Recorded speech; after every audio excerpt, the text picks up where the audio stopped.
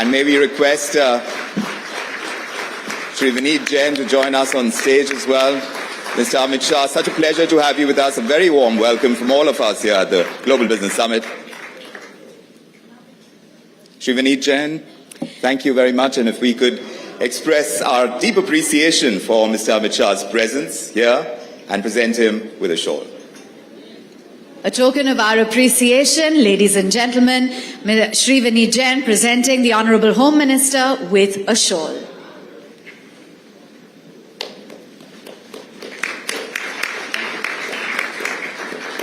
Thank you. And now, for the fireside chat, may I request Navika to join us on stage for this fiery fire chat. Thank you. नमस्कार और स्वागत है आपका गृह मंत्री और कोऑपरेटिव्स के मंत्री अमित शाह जी। आज global business summit, ET now global business summit, जो टाइम्स ग्रुप का एनुअल समिट रहता है, जहां हम समीक्षा करते हैं कि देश अब तक कहां पहुंचा और यहां से कहां जाएगा। So ladies and gentlemen, presenting to you Home Minister of India, can we have a big round of applause?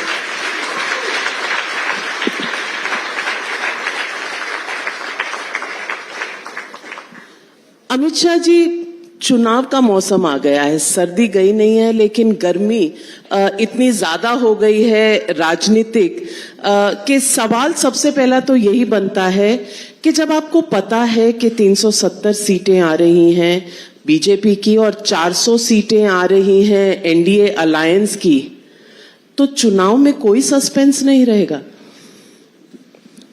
नहीं, देखिए,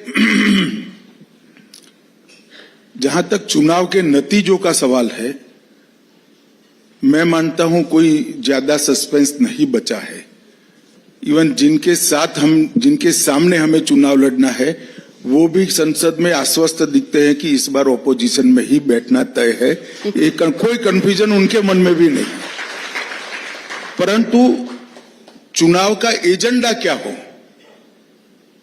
वो मैं मानता हूं कि पहली बार आजाद भारत के पहला चुनाव ऐसा होगा जिसमें भारत को महान राष्ट्र बनाने के एजेंडा पर चुनाव लड़ा जाएगा और पब्लिक मैंडेट भी महान भारत के मुद्दे पर आएगा। मोदी जी ने आत्मनिर्भर भारत और विकसित भारत, संपूर्ण विकसित भारत का एजेंडा रखा है और ये संकल्प 2047 तक देश की 130 करोड़ की जनता के सामने रखा है कि 2047 तक संपूर्ण विकसित भारत हो और आत्मनिर्भर भारत हो। मैं मानता हूं कि 2047 के पहले ही, मोदी एरा में ही, तीसरी टर्म में ही इसका ज्यादातर काम समाप्त करने के एजेंडा पर इस बार देश की जनता वोट करेगी, इसका मुझे विश्वास है। अमित शाह जी, सवाल कई बार उठता है कि पिछले 10 सालों में एनडीए अलायंस में कई लोग आए और कई लोग चले गए, लेकिन आजकल मोहब्बतें थोड़ी बढ़ रही हैं, परिवार भी बढ़ रहा है। ये परिवार जो बढ़ रहा है, ये जो प्यार बाकी पार्टियों के साथ हो रहा है, ये चुनाव तक सीमित है या एक लंबे रिलेशनशिप की घोषणा है, चाहे वो नीतीश कुमार जी के साथ हो, चाहे वो जयंत चौधरी जी के साथ हो? देखिए नाविका जी, देश में एक प्रकार से आइडियल स्थिति तो है कि आइडियोलॉजी के बेस पर सभी पार्टियां अपना पॉलिटिकल निर्णय करें, मगर ऐसा हो नहीं पाता है। भारतीय जनता पार्टी अपनी आइडियोलॉजी, अपने एजेंडा और अपने प्रोग्राम के साथ अपनी जगह पे स्थिर खड़ी है। कई साथी आते हैं, कई साथी चले जाते हैं। जाने में दो प्रकार की चीजें होती है, कई बार घटनाओं के कारण जाना पड़ता है, कई बार पर्टिकुलर स्टेट की पॉलिटिकल इक्वेशन के कारण वो जाते हैं। मगर भारतीय जनता पार्टी ने किसी को कभी एनडीए से नहीं निकाला है। हमेशा हमने गठबंधन का धर्म निभाया है। कई ऐसी जगह हैं जहां पर हम बड़े दल बनकर भी चुनकर आए, परंतु छोटे दल को हमने मुख्यमंत्री बनने का मौका दिया। कई ऐसी जगह हैं जहां हमें पूर्ण बहुमत मिला, फिर भी हमने साथियों को सरकार में महत्वपूर्ण स्थान दिया और हर बात में साथ में रखने का प्रयास किया। मैं मानता हूं कि हम फैमिली प्लानिंग में जरूर मानते हैं, मगर पॉलिटिक्स में फैमिली प्लानिंग में नहीं मानते। कुनबा बड़ा हो, ये हमारा हमेशा का प्रयास है और हम इनका स्वागत भी करते हैं। तो जयंत चौधरी जी और नीतीश कुमार जी तो आ गए। नीतीश कुमार जी तो आते जाते रहते हैं चुनाव के वक्त, लेकिन अभी जो तस्वीरें आई उसमें ऐसा लगा नहीं कि कहीं भी कोई मनमुटाव हो। ये आइडियोलॉजी और ये अलायंसेस होती कैसी हैं राजनीतिक लेवल पर? सिर्फ देखिए, मैंने मेरी पार्टी की पोजीशन स्पष्ट कर दी है। हमारी आइडियोलॉजी जनसंघ की स्थापना से आज तक एक ही जगह पे है। हमने इसमें कोई बदलाव नहीं किया, नया फ्यूचर में हमारी आइडियोलॉजी में कोई बदलाव होगा। ये आइडियोलॉजी को देखकर जिसको सूट करता है वो लोग हमारे साथ आए, सभी का स्वागत है। साउथ में अभी हमने देखा चंद्रबाबू नायडू जी मिले प्रधानमंत्री से, आपसे, उसके बाद जगन मोहन रेड्डी जी आए, तो आंध्रा में भी एनडीए का विस्तार हो रहा है। देखिए नाविका, पूरी सरकार आप मंच पर से नहीं बना सकती, समय का थोड़ा राह देखिए, कुछ दिनों में सब कुछ तय हो जाएगा। अच्छा, अकाली दल तो पुराने आपके साथी थे, अब पंजाब में अगर कांग्रेस और आम आदमी पार्टी से लड़ना है तो क्या अकाली दल वापस? अभी कुछ तय नहीं हुआ है, मगर बातचीत चल रही है। मैं पूछना चाहती हूँ, आपको चुनाव और राजनीति का चाणक्य कहा जाता है। मैं आपसे पूछना चाहती हूँ कि ये साइकोलॉजिकल वॉरफेयर है आपके विपक्ष के ऊपर, जो कुंभा आपका बढ़ रहा है, या वाकई एनडीए बनाना और उसका विस्तार करना कहीं ना कहीं अब आपकी आइडियोलॉजी में है? नहीं, पहले से ही हमारी आइडियोलॉजी के समर्थक और हमारी आइडियोलॉजी को इसका विस्तार करना, भारत के हर क्षेत्र में पहुंचे, ये हमारा एजेंडा ही है। 1950 से है, आज से नहीं है। और 1950 से हम मानते हैं कि कांग्रेस पार्टी जो आइडियोलॉजी लेकर निकली है, वो आइडियोलॉजी कभी देश का कल्याण नहीं कर सकती। इस देश की नीतियां इस देश की जमीन की मिट्टी की सुगंध से बनी हुई होनी चाहिए, इस देश की परिस्थिति से जनरेट होनी चाहिए और इस देश की अनुकूलता से बनी हुई। किसी भी देश की पॉलिसी इंपोर्ट नहीं हो सकती। कोई 2 करोड़, 3 करोड़, 5 करोड़ की आबादी वाले देश का पॉलिसी भारत में आप नहीं अप्लाई कर सकते हो। यहाँ की जमीनी वास्तविकता, हजारों साल की सांस्कृतिक विरासत, सामाजिक विसंगतताएं, सामाजिक स्ट्रेंथ हमारी, ये सबका विचार कर पॉलिसी बनती है। तो हमने तो शुरुआत से ही हमारा एक अलग मत, अलग पॉलिसी देश के सामने रखा था। स्वाभाविक था, क्योंकि हम बहुत छोटे भी थे और एक कांग्रेस के पास आजादी के बाद का एक बहुत बड़ा यश भी था।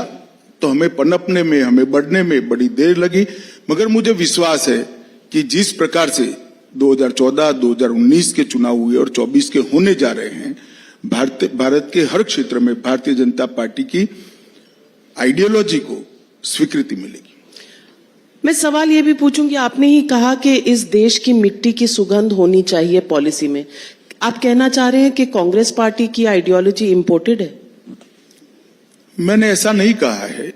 ज्यादा मेहनत करे बगैर, ज्यादा विचार विमर्श करे बगैर, उस वक्त दुनिया में जो प्रचलित था, चलन में था, इसको स्वीकार कर लिया।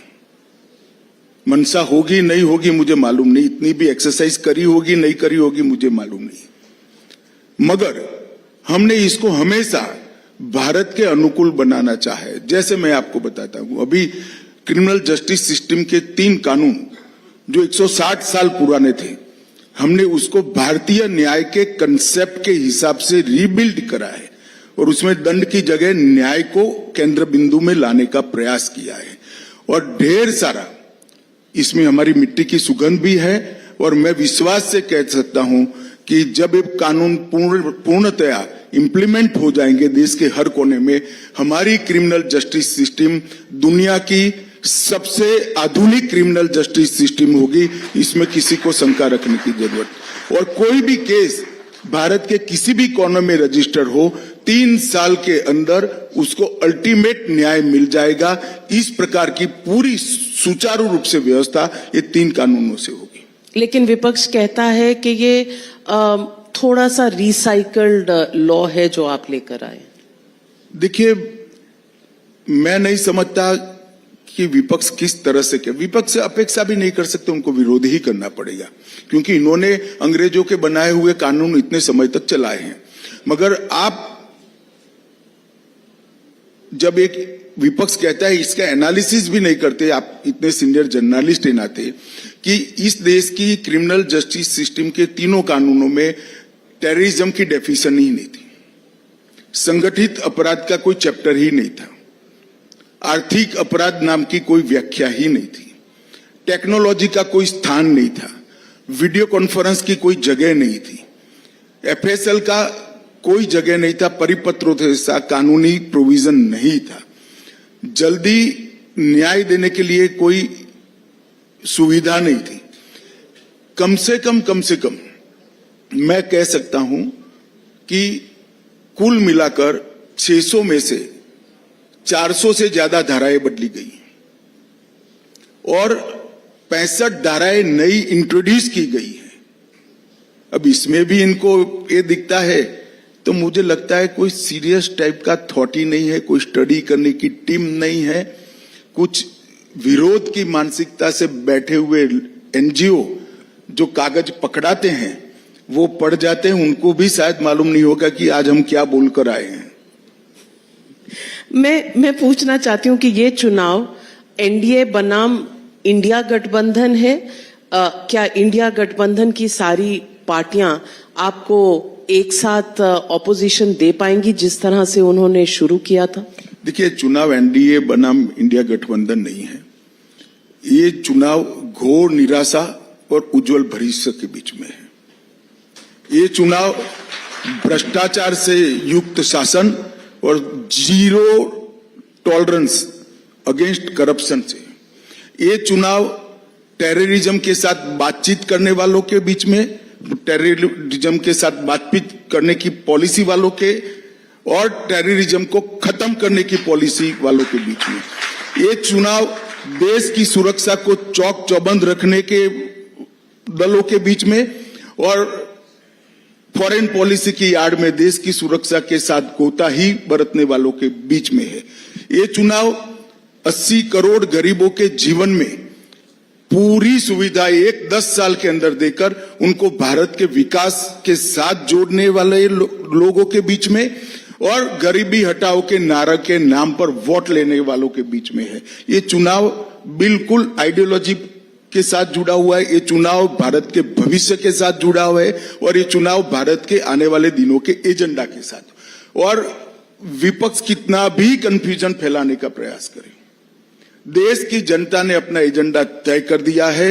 नरेंद्र मोदी के नेतृत्व में आने वाले दिनों में 2037 में पूर्ण विकसित भारत, आत्मनिर्भर भारत का सृजन करना है, जिस भारत की नींव हमारे कल्चर, हमारी परंपराएं और हमारी भाषाओं के साथ हो। अमित शाह जी, 2 सवाल उठते हैं राजनीति से प्रेरित। एक, व्हाइट पेपर जो यूपीए के 10 साल के कार्यकाल में लाया गया है, और मैं पूछना चाहती हूं क्या ये राजनीति से प्रेरित है कि चुनाव से पहले शायद विपक्ष की गलतियां गिनानी जरूरी है? देखिए नाविका जी, अगर ये व्हाइट पेपर हम 2014 में लाए होते तो आप जरूर ये आरोप हम पर कर सकती थी, क्योंकि 2014 में अब बताने में कोई दिक्कत नहीं है, क्योंकि देश वो संकट से बाहर आ गया है। 2014 में देश गहरे संकट में था, आर्थिक संकट में था, पूरी व्यवस्था ध्वस्त हो चुकी थी, बैंकों की बैलेंस शीट एनपीए के कारण बनने की स्थिति में नहीं थी, इसको छिपाना पड़ता था, राजस्व का घाटा भी छिपाना पड़ता था, मेकअप करना पड़ता था बजट के अंदर चिदंबरम साहब को। इस प्रकार की व्यवस्थाएं थी। निर्यात लगभग ऊंधे ग्राफ से ही औंधे मुंह गिर रहा था। हर प्रकार से देश में इन्वेस्टमेंट नहीं आता। सब लोग मानते थे कि भारत की स्टोरी अब समाप्त हो चुकी। उस वक्त अगर हम पॉलिटिक्स करना चाहते थे, इन्होंने क्या किया ये बताना इसका आइडियल टाइम था, मगर उस वक्त बताते तो क्या होता, पूरे विश्व में भारत के अर्थतंत्र के लिए एक अलग इमेज बनती, भारत की जनता में निराशा और व्याप्त होती। हमने उस वक्त नहीं बताया। 10 साल कड़ी मेहनत की, पॉलिसी ड्रिवन स्टेट बनाने का काम किया, पॉलिसी पैरालिसिस स्टेट में से पॉलिसी ड्रिवन स्टेट बनाए, सैकड़ों पॉलिसियों को एजुकेशन से लेकर डिफेंस से लेकर इंटरनल सिक्योरिटी से लेकर इंडस्ट्री तक और इन्वेस्टमेंट तक हर क्षेत्र में पॉलिसी बनाई गई। कई नए क्षेत्र हमारे यहां उजागर हुए और भारत की इकोनॉमी 11वें नंबर से, दुनिया के 11वें नंबर का अर्थतंत्र मनमोहन सिंह जी छोड़कर गए थे, मोदी जी ने उसको 5वें नंबर पर बनाया। और मैं आपको विश्वास दिलाता हूं कि हम दुनिया की 3रे नंबर की अर्थव्यवस्था अगले 5 साल में बनने जा रहे हैं। और इस वक्त हमने ये लेकर आए हैं। विगत 5 साल हमारे, पहले 5 साल पूरा गड्ढा भरने में गए, व्यवस्थाएं बनाने में गए। विगत 5 साल आप पूरी दुनिया जानती है कि दुनिया के लिए अर्थतंत्र की दृष्टि से सबसे कठिन 5 साल थे, क्योंकि इतना बड़ा महामारी विश्व ने कभी न देखा वैसा महामारी पूरी दुनिया ने फेस किया। पूरी दुनिया की सप्लाई चेन बिखरी हुई थी, पूरी दुनिया मंदी की चपेट में थी। उस वक्त भारत ने अच्छा परफॉर्म किया और आज पूरी दुनिया भारत को ब्राइट स्पॉट कर कर मान रही है और इन्वेस्टमेंट का सबसे फेवरेट डेस्टिनेशन अगर कोई बना है तो भारत बना है। उस वक्त हमने ये व्हाइट पेपर लाया है। ये व्हाइट पेपर लाना इसलिए जरूरी है, ये राजनीति नहीं है। अगर कोई पार्टी निष्ठा से, पॉलिटिक्स से ऊपर रहकर देश के हितों को अपनी पार्टी और अपने खुद के हितों से ऊपर रखकर काम करता है तो परिवर्तन किस तरह से किया जा सकता है, ये इसका दस्तावेज है। और इससे देश की जनता का एक सामूहिक आत्मविश्वास जनरेट होता है कि हम बड़े बन सकते हैं, हम बड़े बनने के कगार पर हैं और हमें बड़ा बनना है। ये आत्मविश्वास जनरेट करने के लिए व्हाइट पेपर है, मगर जिनका चश्मा ही विरोध का है उसको सब पीला दिखाई पड़ेगा। इसमें मुझे कोई कमेंट नहीं। कांग्रेस के पेट में क्या दुख रहा है? ये दुख रहा है कि व्हाइट पेपर से उनके घोटाले उजागर हुए हैं और व्हाइट पेपर से स्पष्ट हो गया है कि कांग्रेस और भ्रष्टाचार दोनों एक दूसरे के पर्याय हैं। और मैं सोनिया लेड कांग्रेस की बात नहीं करता। सबसे पहला जीप घोटाले से देश में घोटाले की शुरुआत हुई 1948 में हुई, फिर खजाना घोटाला 51 में हुआ, उसके बाद साइकिल आयात घोटाला भी 51 में हुआ, इसके बाद Bofors, Nagarwala, Maruti, HWL, Adarsh society, Bhopal gas, Louis Berger, Telgi, तेल माफिया, ढेर सारे घोटालों की सीरीज। सिर्फ यूपीए 1 और यूपीए 2 में 12 लाख करोड़ के घपले घोटाले कर कर जनता के अंदर एक भयंकर निराशा का माहौल बनाया था। आज 10 साल में हमारे विरोधी भी हम पर 1 पैसे के घोटाले का आरोप नहीं कर सकते, इस प्रकार का शासन। और ये व्हाइट पेपर आने वाले दिनों में विशेषकर युवा में एक आत्मविश्वास का सर्जन करेगा कि भारत की स्टोरी आने वाले दिनों में दुनिया में सबसे प्राइम स्टोरी बनने वाली। लेकिन विपक्ष का आप पर आरोप है कि आपके पास एक वॉशिंग मशीन है। जिन्होंने करप्शन कांग्रेस में रहकर की थी, वो जब आपके यहाँ आ जाते हैं तो वो बिल्कुल पाक साफ हो जाते हैं। इस आरोप का आप क्या जवाब देंगे? देखिए नाविका जी, विपक्ष का ये आरोप तभी सच्चा माना जाता कि हमने एक भी केस विड्रॉ किया है। तो हमने किसी का केस विड्रॉ नहीं किया है।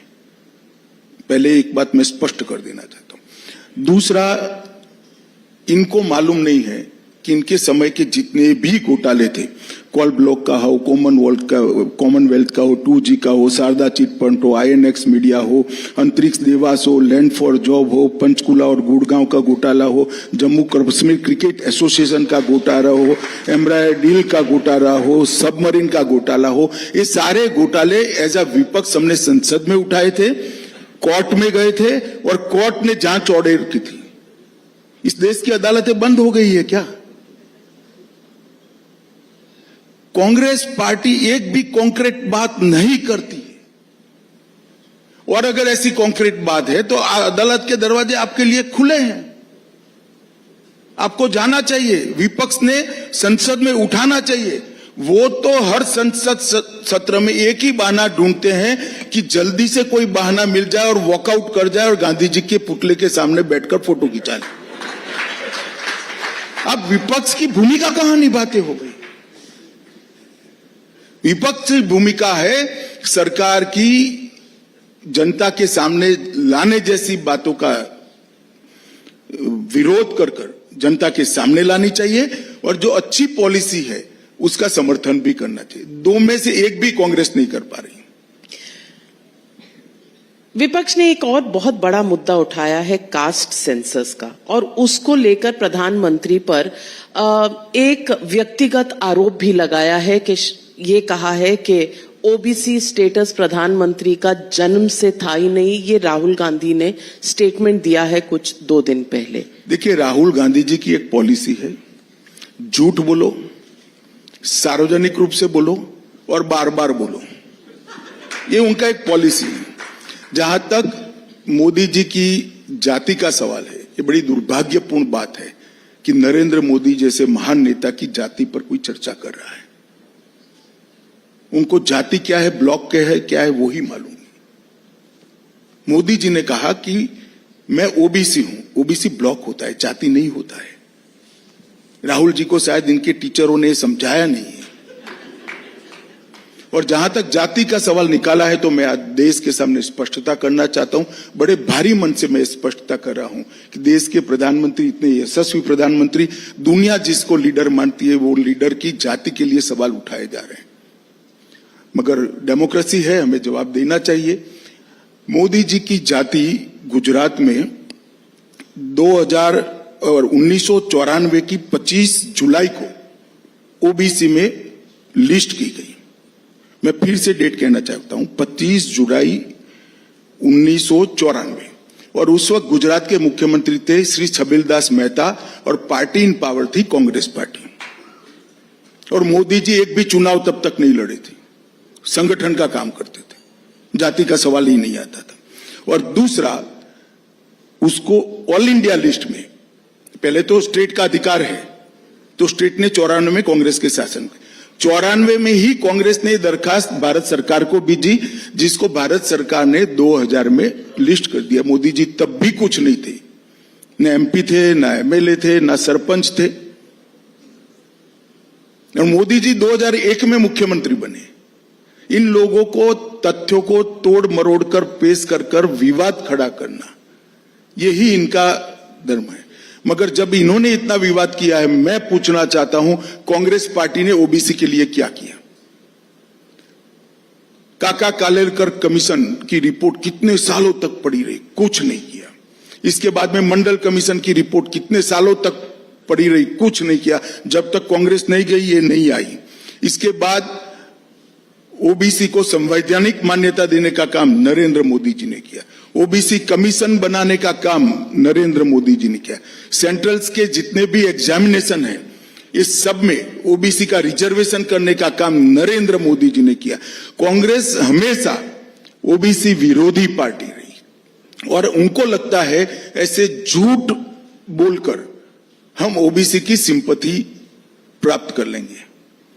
और मोदी जी ने ठीक ही कहा है कि ये कुछ सेक्रेटरीज गिनते जो उनके समय में भर्ती हुए हैं। उनको मालूम नहीं है कि भारत सरकार का जो सेक्रेटरी होता है वो किस साल में भर्ती होता है, वो उनके समय में हुए। खैर वो छोड़ दो, मगर देश का प्रधानमंत्री ओबीसी है वो नहीं दिखाई पड़ता है, और सेक्रेटरी कितने पूछते हैं। मुझे मालूम नहीं पड़ता है इनको क्या हो गया है। और जो कोई कागज पकड़ा रहा है उस देश की, उसको देखने की, एनालिसिस की बीच में व्यवस्था करे। सीधा पढ़ देते हैं, ऐसा नहीं करना चाहिए। कई लोग पकड़ा देते हैं। भारत जोड़ो यात्रा का दूसरा दौर चल रहा है। पहले दौर में तेलंगाना, कर्नाटका की विक्ट्री भी उन्हें मिली। अब दूसरा दौर जो भारत जोड़ो न्याय यात्रा है, इस पर आपकी टिप्पणी? क्या नाविका, आप राहुल की तरह बात कर रही हो। भारत जोड़ो यात्रा के बाद कर्नाटक का चुनाव हुआ, तेलंगाना का हुआ, इसके साथ साथ मध्य प्रदेश, राजस्थान, छत्तीसगढ़ का भी हुआ। सब हम जीत गए। और भारत जोड़ो की बात करने वाले उत्तर भारत और दक्षिण भारत दो देश के टुकड़े करने की बात कर रहे हैं, उसको कांग्रेस पार्टी कॉन्ट्राडिक्ट भी नहीं कर रही है। और कोई छोटा नेता नहीं, उनके मुख्यमंत्री उप मुख्यमंत्री का भाई है, उनका सांसद है, जवाब नहीं देते संसद में। खड़े होकर लीडर ऑपोजिशन स्पष्टता नहीं करते कि हमारी पार्टी का बयान नहीं। मैं आज इस मंच से कहना चाहता हूं, राहुल गांधी को भारत जोड़ो यात्रा कर निकालने का कोई अधिकार नहीं है। उनकी पार्टी एक बार देश को तोड़ चुकी है आजादी के वक्त, और दूसरी बार देश को तोड़ने की बात करती है। कांग्रेस पार्टी इससे दूरी भी नहीं बनाती। उनको भारत जोड़ो यात्रा करने का कोई अधिकार नहीं। अमित शाह जी, अभी हाल ही में भारत रत्न दिए गए, कल दिए गए 3 पीवी नरसिम्हा राव, चौधरी चरण सिंह जी और MS स्वामीनाथन को, उससे पहले कर्पूरी ठाकुर को। कांग्रेस और विपक्ष का कहना है कि इसमें भी राजनीति छुपी हुई। नहीं, राजनीति क्या है? राजनीति उनके हिसाब से है कि पीवी नरसिम्हा राव, आप साउथ की तरफ देख रहे हैं, राजनीति अपनी आगे साउथ में बढ़ाना चाहते हैं। चौधरी चरण सिंह जी की कुछ लोगों ने कहा है कि आप जयंत चौधरी को अपनी पार्टी में लेना चाह रहे हैं। MS स्वामीनाथन के बारे में कुछ नहीं आया, लेकिन सवाल उठ रहे हैं कि सावरकर जी को भी क्यों नहीं दिया। ये उद्धव इनकी दरखास्त को हमने नोट कर लिया है।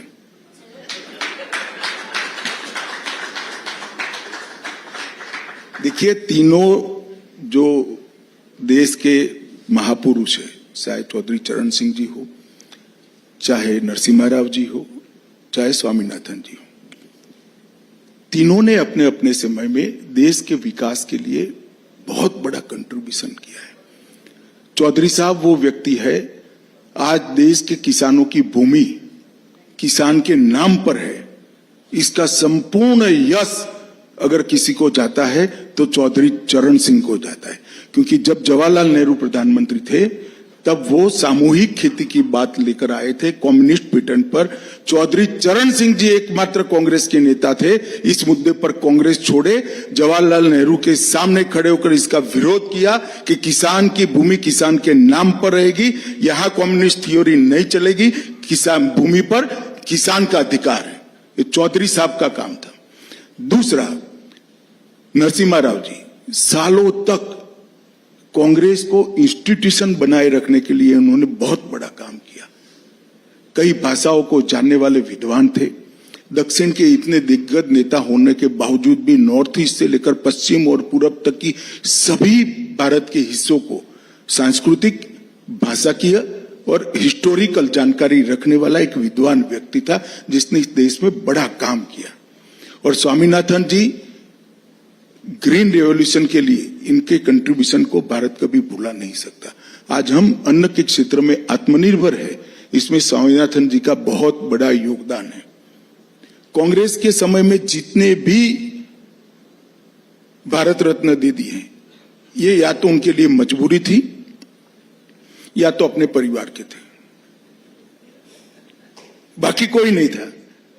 मैं एक एक का एनालिसिस कर सकता हूं, मगर मैं किसी का नेगेटिव बात करने यहां नहीं आया हूं।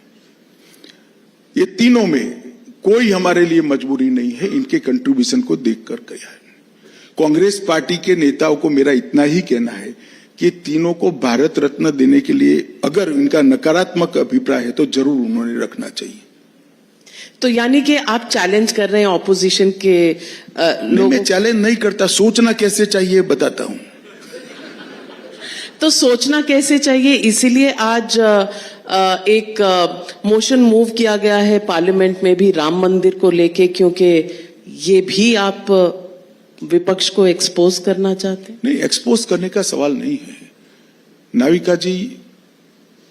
विगत लगभग 550 साढ़े 500 साल से दुनिया भर के कई लोग और पूरा देश मानता था कि राम का मंदिर वहीं बनना चाहिए जहां राम का जन्म हुआ था। ढेर सारा आंदोलन हुआ, ढेर सारी कानूनी लड़ाई लड़ी गई और कई सालों तक ये मसले को दबाया गया। कभी अपीसमेंट के कारण दबाया गया, कभी लॉ एंड ऑर्डर के भय से दबाया गया। और मैं आज देश की जनता को कहना चाहता हूं कि ढेर सारे लोग जब ये जजमेंट आने वाला था आशंका करते थे कि देश में दंगे हो जाएंगे, हजारों लोग मारे जाएंगे, देश का सामाजिक सद्भाव बिखर जाएगा। जजमेंट आया, न किसी ने विजय जुलूस निकाला, न किसी ने फटाके चलाए, हार जीत का सवाल आया ही नहीं और गौरव के साथ आज राम मंदिर बन गया। मोदी जी ने कठोर तपस्या 11 दिन तक कर पूरे भारत में जहां जहां राम थे वो सब जगह पे जाकर एक भक्ति का एक प्रकार का नया प्रकार से आंदोलन खड़ा किया और आध्यात्मिक चेतना, देश की सामूहिक आध्यात्मिक चेतना को जागरूक करने का नरेंद्र भाई ने प्रयास किया। मैंने मेरे जीवन में मेरा 60वां साल चल रहा है, मेरे जीवन में भक्ति आंदोलन बहुत हुए इस देश में, अनेक लोगों ने चलाए, सफल चलाए, सालों तक असर छोड़ने वाले भक्ति आंदोलन चले, देश के हर हिस्से में चले। परंतु मेरे जीवन में किसी राजनेता के 11 दिन के कठोर यम नियम और तपस्या के कारण इतना बड़ा आध्यात्मिक चेतना का जागृति मैंने मेरे जीवन में नहीं देखा है। और आज पूरा देश एक गहरी संतुष्टि के साथ, कोई विजय का भाव नहीं है, सबके मन में भक्ति है, सब में मन में आध्यात्मिक चेतना है और एक गौरव के साथ राम मंदिर को देख रहा है, इसकी अनुभूति की कर रही है।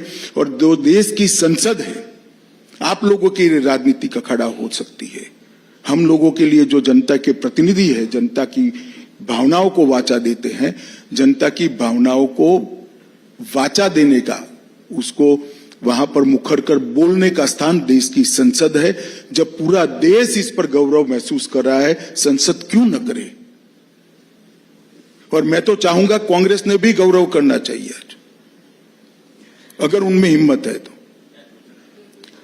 ये पूरे देश के लिए गौरव का पल है, संसद वो गौरव के पल में सहभागी हो, बहुत स्वाभाविक बात है, डेमोक्रेसी ही है।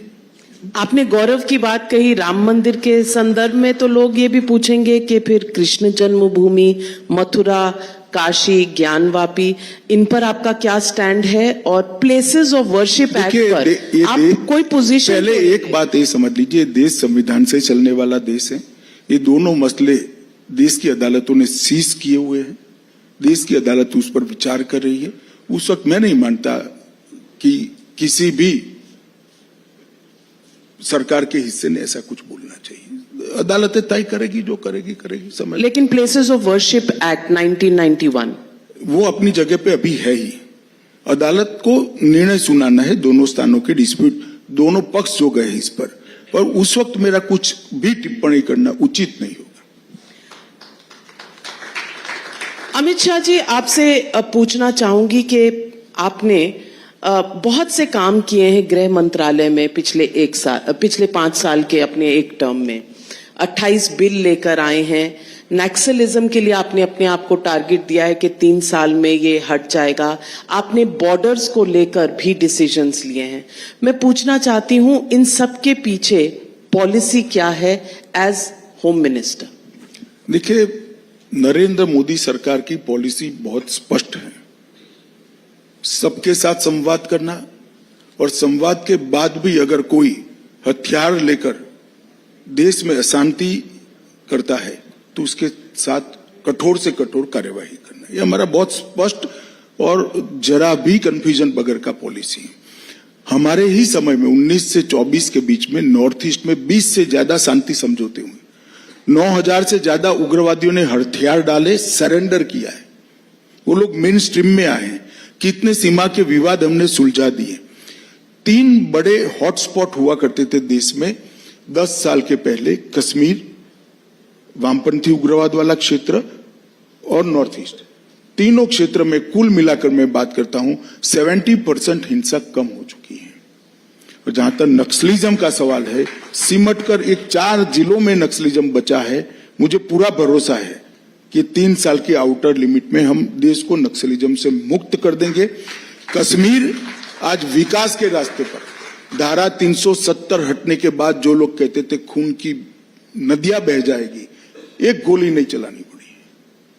और टेररिज्म 80% आंकड़े इसके नीचे आए हैं, वहां इन्वेस्टमेंट आ रहा है और 2 करोड़ लोग कश्मीर की विजिट कर रहे हैं एज अ टूरिस्ट। 2 करोड़ लोग 30 साल के बाद वहां पर सिनेमा हॉल खुले हैं, 30 साल के बाद मुहर्रम का जुलूस निकला है।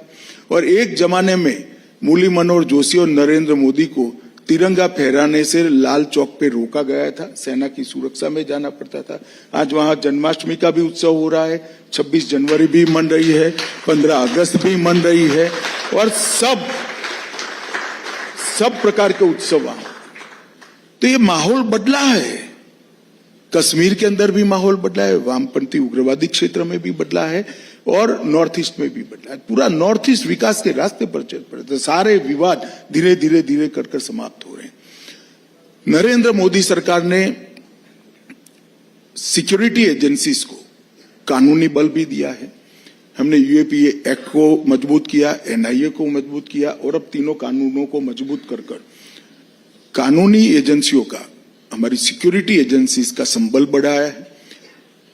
किसी भी तरह के कंफ्यूजन के बगैर की स्ट्रिक्ट पॉलिसी लेकर हमने टेररिज्म, संगठित अपराध और नक्सलिज्म को समाप्त करने के लिए कठोर कार्यवाही की है।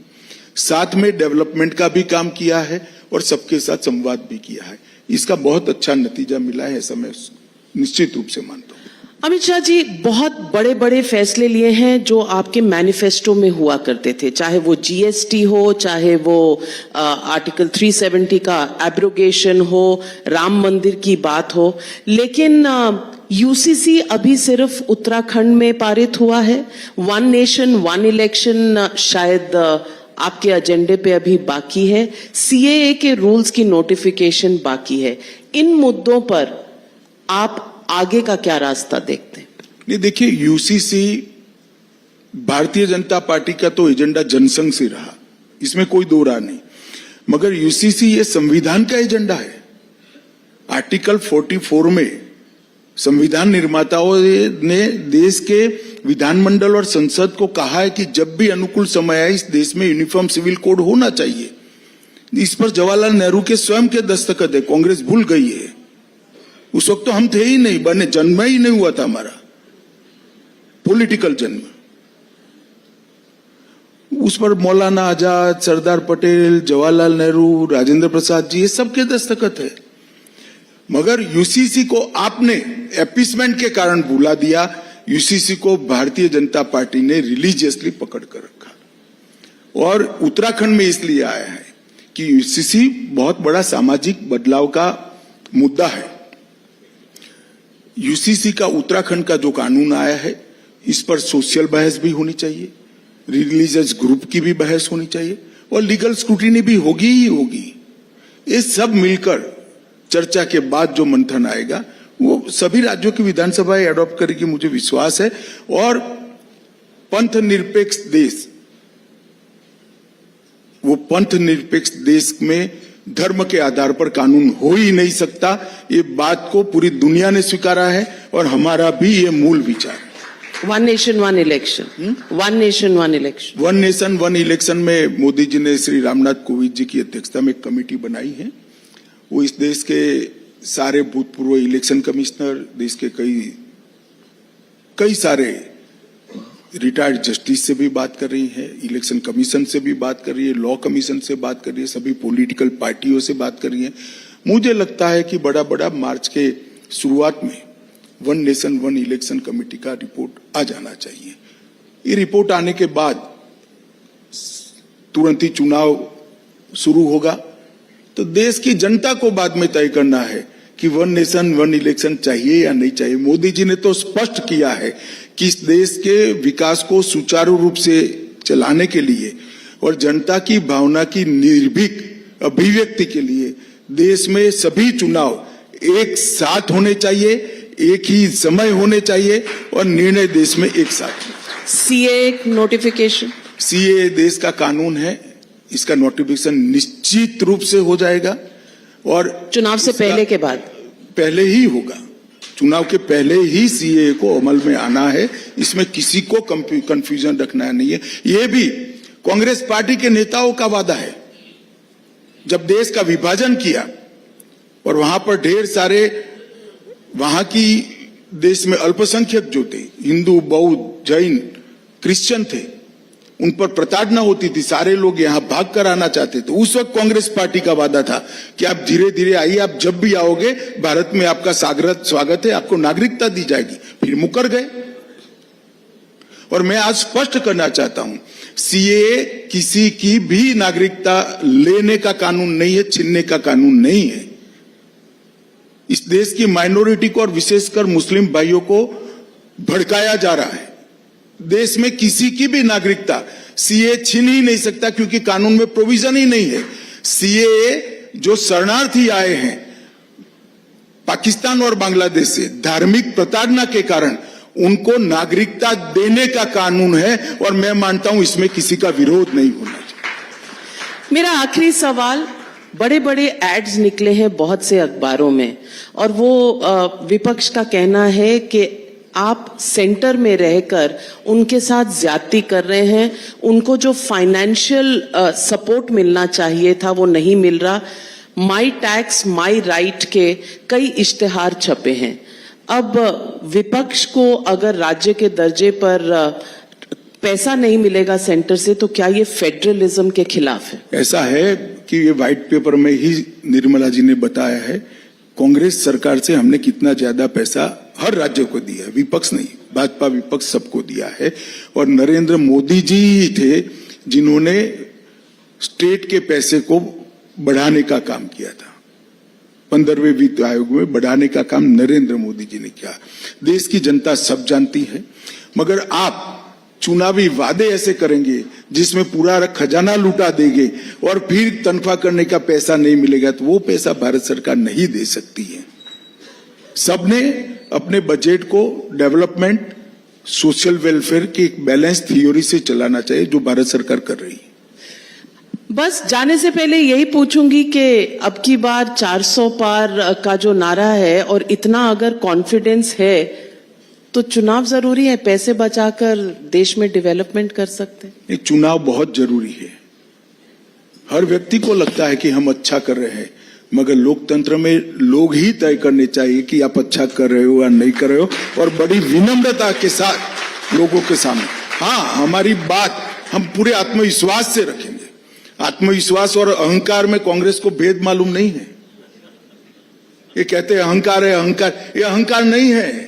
आत्मविश्वास है कि 10 साल में हमने देश को आगे बढ़ाया है, और आने वाले 10 साल के अंदर हम देश को दुनिया के सबसे ऊपर की जगह पर बिठाने का काम करेंगे, और वो मोदी जी का नेतृत्व ही कर सकता है। और हर भारतीय जनता पार्टी के कार्यकर्ता का जो आत्मविश्वास है, इसका प्रतिघोष मोदी जी ने संसद में किया है कि 370 हटाई है, 370 सीटें जनता से मांगी है, और एनडीए की 400 सीटें। मुझे विश्वास है भारतीय जनता पार्टी का कार्यकर्ता, इसका समर्थक और देश की जनता हमें बड़ा मैंडेट देगी, और आने वाले 5 साल महान भारत की नींव डालने के 5 साल होंगे, इसका मुझे पूरा विश्वास है। देश को बहुत सारे संकट से मोदी जी के विजनरी नेतृत्व ने बाहर निकाला है, देश को सुरक्षित किया है, देश को समृद्धि के रास्ते पर ले गए हैं। हमारी शिक्षा नीति को भारतीय मूल्यों के आधार पर बनाया है, हमारे न्याय को हमने भारतीय मूल्यों के आधार पर परिवर्तन करने की शुरुआत की है। 80 करोड़ गरीबों के जीवन में उजाला और आशा दोनों बनने का काम नरेंद्र मोदी जी ने किया है। नरेंद्र मोदी जी ने इस देश की ऐतिहासिक, सांस्कृतिक और धार्मिक चेतना को जागरूक करने का काम किया है, और पूरा देश आज एक मुश्त होकर दुनिया में आगे बढ़ने के लिए संकल्पित है। आजादी के अमृत महोत्सव के वर्ष में मोदी जी ने जो विकसित भारत का लक्ष्य देश के सामने रखा है, मुझे विश्वास है आने वाली पीढ़ी भी इस रास्ते पे जाएगी, देश भी इस रास्ते पे जाएगा, और मोदी जी का ये संकल्प निश्चित रूप से समय से पहले पूरा होगा, इसका मुझे विश्वास है। धन्यवाद। Thank you very much, Amit Shah ji, Union Home Minister. Ladies and gentlemen, as always, frank and completely uninhibited. आपका बहुत तहे दिल से हम धन्यवाद करते हैं। आप आए और हमारे इस पूरे ऑडियंस के साथ आपने हर बात का जवाब दिया और अपने विचार रखे। बहुत बहुत धन्यवाद। Ladies and gentlemen, a round of applause. That is the Honorable Home Minister, Shri Amit Shah, talking about a future